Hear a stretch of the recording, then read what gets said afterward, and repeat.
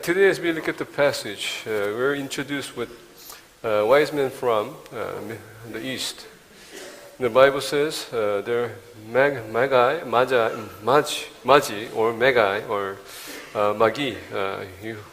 whichever from the region you're from, you can pronounce it either way you want. But I would like to put it as wise men. Okay, wise men. I think that's better. We understand that the wise men were either they were scholars. There's those who study the astrology. There could be prince. It can be many things. It's interpreted. Now they've been studying for a long time about the coming of Messiah. Even though they're not Jews, they have been taught, some say, because Daniel was in Babylonia, when he was a captive in Babylonia, and because he was a scholar at the time, he taught his disciples about the coming Messiah in Judea, in the land of Judea. And so, perhaps because of the prophecy, they've been looking for this sign. And then one day a star came out. They haven't seen this star, and this star just shined bright, and it just outshined every other star. And so they were fascinated. And so they started studying the star. And then it was heading towards Judea. And so, maybe this is a special sign that we need to see. I do not know, the Bible does not say what went through their mind, but they were set out to see this star and where it would lead them. But at the same time, when the stars shine like that, in culture, a bright star that outshines anything else, it was a sign of a special event. And maybe that's the reason why they prepared a present for this special event. Now, like I said, if they understood Daniel, and they understood this was to be a Messiah of the Jews, they wanted to present this present to him. Now, oftentimes when we have an interpretation of these three gifts, it talks about Jesus Christ. Maybe they had that mind, maybe they didn't have that mind. But in God's providence, everything is good. And so when they brought this present, they might not understood it, but God had a sign for them. Nevertheless, when they brought this present with them, it was a present that was at the time for the wise men was the precious, most valuable present that they could give. Gold, frankincense, and myrrh. It's a very expensive, very valuable present that they could spend their wealth to give it to the person that was special. And so they come. And if you look at the passage, verse 9, it says, after they had heard the king, they went on their way, and the star had been seen in the east, went ahead of them until it stopped over the place where the child was. And so the star was guiding them. And so we understand that the wise men had this dependence upon the star to guide them to a direction.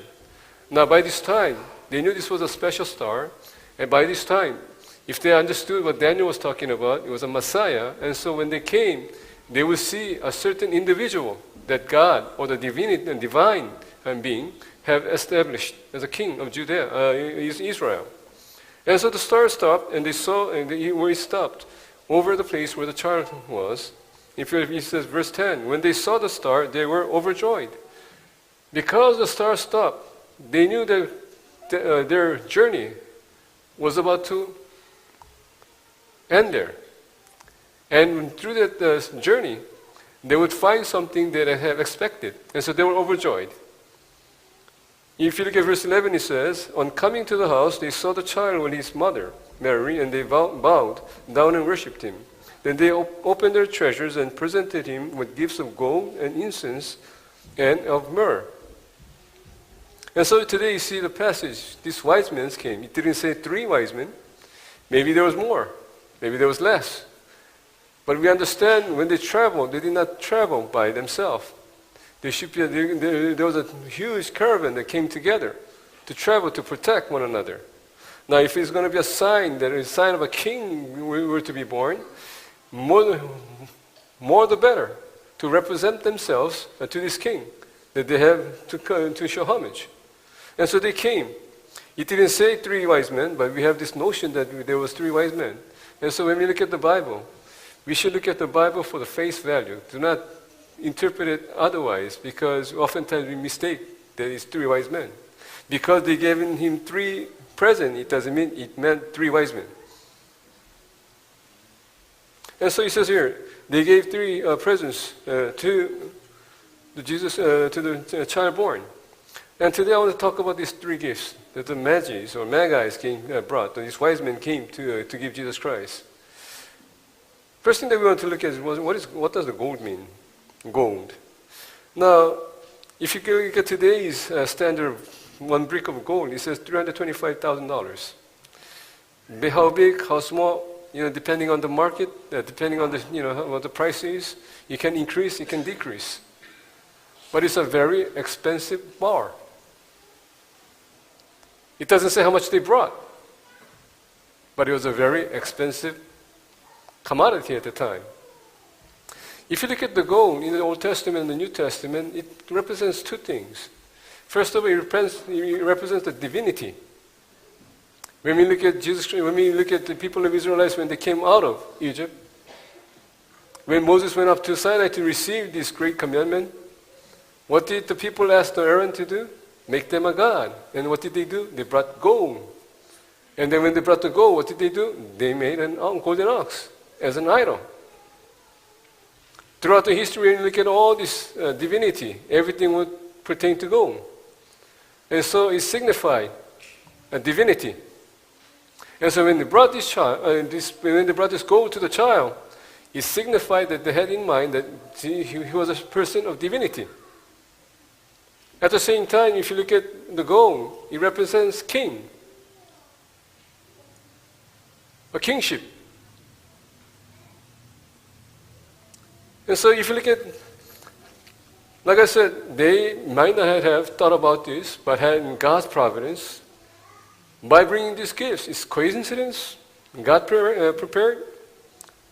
In minds of Christian, the believers, it's God's providence that we need to look at. And so they brought this gold to signify that Jesus Christ is not only in full of divinity, but at the same time, he meant the kingship. When we look at Queen Sheba, when she came to visit Solomon, what did she bring? 120 talents of gold to represent his authoritative power. At the same time, his wisdom and his fame. If you look at King David, he also accumulated gold when he became king. People brought gold to pay homage of his kingship. And so divinity and kingship was to be represented through the gold. And so the wise men brought gold. Like I said, whether they knew it or not, you need to interpret it. But the Bible says they brought gold. Second thing they brought is this. Frankincense. Frankincense is another expensive perfume. When we look at Mary, when she brought her alabaster jar and broke it, what did the cost of that alabaster jar that she broke? 1 year's wage. But depending on what kind of perfume you bring, it varies. And so it doesn't say how much they brought. Yet they brought a frankincense that was very valuable. In the Old Testament, when Moses commanded the priest that they were to take this incense and to burn it, and as the smoke rises up, what did they do? It's a sense of what you call prayer or giving up an aroma. And so when the priest brought this frankincense to burn in the altar, it represented the priesthood of Jesus Christ. What does it do? That he becomes a living sacrifice that who may go before us. And so when Jesus Christ died on the cross, what happened? The curtain from the sanctuary broke, the temple, from the top bottom, saying that we can go forward.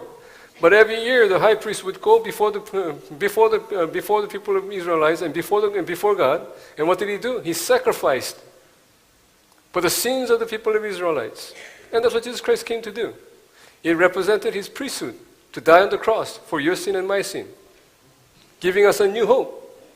And so frankincense is what? It's a hope that one true priest will be going before us, and true sacrifice will be giving himself up for your sins and my sin. Coincidence or God prepared? Look at the present that we see today, myrrh. When we talk about myrrh, it's about when it's pertaining to pharmaceutical content or liquid. It talks about cosmetic at the same time. It's used when people are passed away, when they die, to prepare their body. Why? Because once we decay, there's a lot of smell that we do not like. And so myrrh tends to cover that and preserves. Also symbolize the death of our Lord Jesus Christ. And so we look at these three wise men, when they brought this present, it represents the birth of Jesus Christ, but at the same time the gospel of Jesus Christ, hope for the humanity. God came to this world to save the world, to liberate the world from the sin. God came as a king to die for you and I, for our sins. At the same time, He died, He resurrected, giving us a new hope. And so when we look at the wise men bringing these gifts for the people, it symbolizes at the same time, it tells us the full gospel of our Lord Jesus Christ.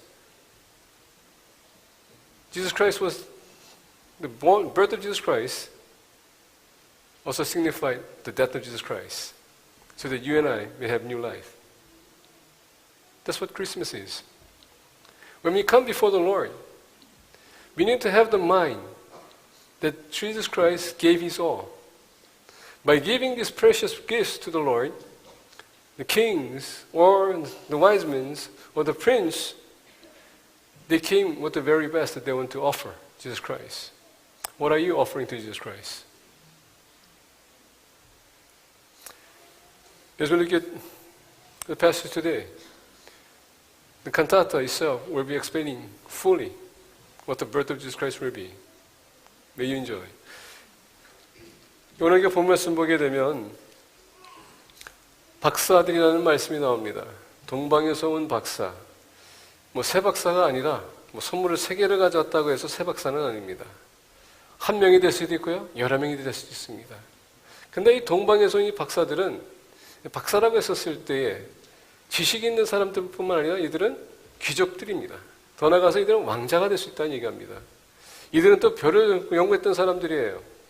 왜냐하면 이때 당시에 보게 되면 밝은 별이 비쳤는데 이 별이 다른 별들보다 더 밝게 비쳤습니다. 우리가 한국에서 보게 되면 갑자기 별이 하늘 별이 비치거나 영이 뜨거나 그러면 왕이 났다라고 그러겠어요. 왕이 태어났다고 그렇게 얘기하지 않습니까? 아마 그런 사인인 것 같아요. 이 왕자들이 무슨 별을 연구했는지 모르지만은 이 학자들 얘기는 뭐냐? 이 박사들은 다니엘의 후계자들이 아닌가, 그들의 제자들이 아닌가, 이런 말이 있습니다. 다니엘이 원래 바벨론에 포로 끌려갔었을 때 원래 별들을 연구했던 친구였기 때문에 계속적으로 이스라엘의 메시아가 올 거라는 것을 계속 그 제자들에게 심어줬다는 얘기입니다. 그러다 보니까 다니엘이 떠나고 나서 죽고 나서 그 먼 훗날에 이들은 계속해서 연구했고 그들이 기다렸던 별이 떴습니다. 나타났습니다. 연구한 끝에 그들이 아마 다시 다니엘이 무슨 얘기했는가 한번 돌아봤을 거예요. 아, 이 별은 이스라엘의 왕이 나는 그 사인의 별이구나. 그래서 그들은 이 별을 보고 이 왕을 만나기 위해서 그들은 먼 여행을 떠날 준비를 했습니다. 그래서 오늘 말씀 보니까 그들은 떠날 때에 이 왕을 만나기 위해서 선물을 준비했다고 합니다. 이들은 이 지금 선물들이 그들이 가져온 그 선물이 예수님이 왕이신지 신인지 그분이 무슨 대제사장의 역할을 할 건지 죽을 것인지 아마 그것은 그들이 생각이 안 했을 거예요. 단지 그때 당시에 가장 값진 그들이 선물을 이 왕에게 바치기 원했다는 얘기입니다. 금과 오늘 말씀 보니까 이 왕과 몰약은 그때 당시에 가장 가치 있는 그런 물건이었었어요. 그리고 가장 왕에게 드릴 수 있는 가장 가치 있는 그런 선물이었었다는 얘기입니다. 우리가 구약에 보거나 또는 우리가 이 시대의 그 역사를 보거나 그 풍습을 보게 되면 왕들에게 선물을 바칠 때 이 3가지가 항상 포함됐다고 합니다. 그러다 보니까 이들이 이 별은 왕이 태어났다는 것을 상징하는 것을 알고 있었고 그 왕을 만나기 위해서 그들은 왔다고 합니다. 근데 재밌는 것은 뭐냐? 그들은 이스라엘과 아무런 상관이 없던 사람들이에요. 단지 밝은 빛이 있었기 때문에, 그리고 아마 어떤 면에서 보면 다니엘이 이것을 예언했던 말이 있었기 때문에 그것을 보기 위해서 그들은 왔다는 얘기입니다. 오늘 본 말씀 보니까 9절에 박사들이 왕의 말을 듣고 갈새 동방에서 보던 그 별이 문득 앞서 인도하여 가다가 악이 있는 곳 위에 머물러 서 있는지라. 자, 그들이 그 별을 계속 쫓아왔습니다. 며칠 걸렸는지 얘기는 안 합니다. 어떤 면에서 보게 되면 신학자들이 지금 예수님이 태어나고 나서 이 아이를 봤었다고 했을 때에 한 2년이 지났을 거라고 얘기를 합니다. 또는 3년이 지났을 거라고 합니다. 어쨌거나 지금 그 별을 쫓아왔습니다. 먼 얘기였습니다. 근데 오늘 말씀 보니까 그 별이 악이 있는 곳 위에 머물러 서 있는지라. 그 순간에 그들은 이제 먼 저정이 여기서 끝나는구나. 우리가 기대했던 그 왕, 우리가 만날 수 있겠구나. 그래서 우리가 1절을 보게 되면 유다의 왕 나신 왕을 우리가 만나러 왔다라고 합니다. 그리고 그들이 계속 수소문하고는 끝에 지금 그 아기를 만났습니다. 별이 묻혔습니다. 이제 드디어 우리가 먼 여정에서 끝나는구나. 이제 우리가 기다리고 기대했던 그 왕을 만날 수 있겠구나. 그래서 오늘 10절 보니까 그들이 별을 보고 매우 크게 기뻐하더라. 기뻐했다는 정말 여러분 그 기쁨이 넘쳐났다는 얘기예요. 걷잡을 수 없는 그런 기쁨이 넘쳤다는 얘기입니다. 이건 심리적 뿐만 아니라 어떤 면에서 보게 되면 영적인 면에서 여러 가지 우리가 표현할 수 있는 그 모든 기쁨이 지금 몸에서 나왔다는 얘기입니다. 드디어 우리가 이분을 만날 때가 됐구나. 11절 보니까 집에 들어가 아기와 그의 어머니 마리아가 함께 있는 것을 보고 엎드려 아기께 경배하고 보배함을 열어 황금과 유향과 모약을 예물로 드리니라. 여기서 보니까 이 박사들이 너무 기쁘고 나머지 그들이 준비했던 선물 3가지를 바쳤다라고 합니다. 그래서 여러분 이 선물 3개를 바쳤다고 해서 우리는 동방박사 3사람이라고 하는데, 세 박사는 여러분 좀 제거해 주시면 좋겠어요. 그건 맞는 해석이 아닙니다. 어쨌거나 오늘 말씀 보니까 선물 3개를 바쳤는데 이들은 이 3가지가 이렇게 엄청난 놀라운 비밀이 있는지도 모르고 가졌을 거예요. 왜? 그들은 그냥 왕에게 바치고자 하는 그 마음이 있었기 때문에. 근데 오늘 말씀 보니까 이 3가지 이 선물은 특별한 의미가 있었다는 것을 이렇게 가르쳐 줍니다. 첫 번째로 말씀 보니까 금을 얘기합니다. 이 금이라는 것은 신성을 얘기할 때가 많아요. 이스라엘이 애굽에서 나왔었을 때 모세가 하느님에게 그 십계를 받기 위해서 신에서 올라갔습니다. 며칠이 지나고 10일, 30일, 40일이 지나도 모세는 나타나지 않습니다. 이 모세가 어디 갔는지 몰랐던 백성들은 이제 우리는 여기서 가만히 있을 수 없고 우리 이렇게 너무 불안하다. 그러다 보니 어떡합니까? 아론에게 가가지고 우리에게 신을 달라. 우상을 만들어 달라고 합니다. 우상 만들었을 때 아론이 어떡합니까? 모든 금을 걷어서 우상을 만들기 시작합니다. 그리고서 그들이 끝났었을 때 금송아지가 나왔어요. 그를 경배하고 있었습니다. 그래서 금은 원래 신성을 나타내는 것입니다. 우리가 또 고대 이스라엘 중동을 보게 되면 많은 왕들이 태어났었을 때 그들의 신의 아들이라고 해서 어떡합니까? 동상을 만들 때 금을 가지고 만들었습니다. 그래서 본 말씀 보게 되면 금은 예수님은 신이다, 하나님이다라는 것을 상징하는 것입니다. 반면에 또 금은 또 한 가지를 의미하는데 그것은 뭐냐? 왕을 의미하고 있습니다. 왕이 태어나거나 왕이 올랐었을 때에 보게 되면 시바와 여왕이 솔로몬에게 많은 금을 가져온 것처럼 또 다윗이 왕이 됐었을 때 많은 사람들이 금을 바친 것처럼 그 금은 그의 위엄과 그리고 권위를 나타내는 것입니다. 그러다 보니까 오늘 말씀 보게 된 금을 바쳤다고 했었을 때에 이들은 몰랐지만 하나님께서 그 상황을 통해서 섭리 가운데에서 너희들이 난 아기 예수는 신이요 더 나아가서 왕 중의 왕이라는 것을 보여주기 위해서 그 금을 바쳤다는 얘기입니다. 우리가 주님 앞에 예물을 바칠 때 여러분 항상 생각하셔야 됩니다. 하나님 그리고 더 나아가서 왕, 우리가 마땅히 바쳐야 될 하나님 앞에, 예수님 앞에 드리는 예물은 그의 신성과 더 나아가서 그의 왕권을 우리가 존중하고 인정한다는 차원에서 우리가 바쳐야 된다는 얘기입니다. 두 번째 오늘 말씀 보니까 유향을 말하고 있습니다. 유향은 여러분 향나무에서 나오는 것입니다. 그 진이 나오는 것을 가지고 그래서 금일에 타가지고 향수를 만드는 것입니다.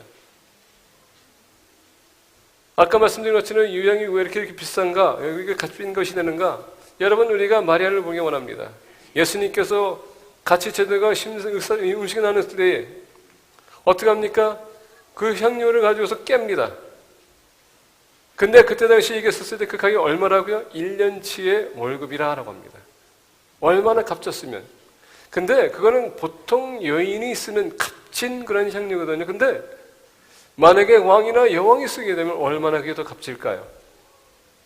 그러다 보니까 그때 당시에 이 박사들은 가장 값진 예물을 바치기 원했던 것이 바로 금과 유향입니다.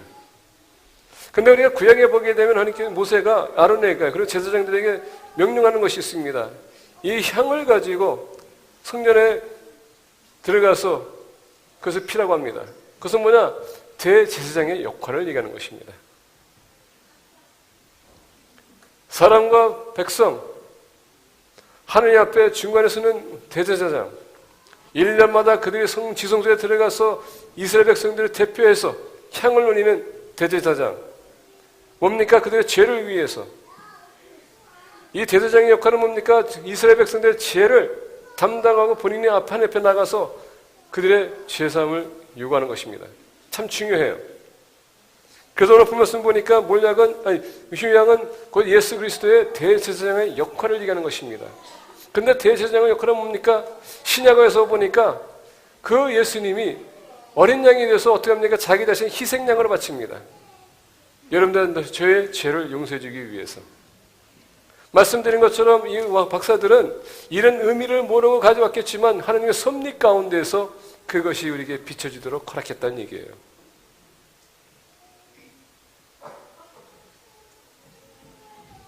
세 번째로 말씀 보니까 몰약에 대해서 얘기합니다.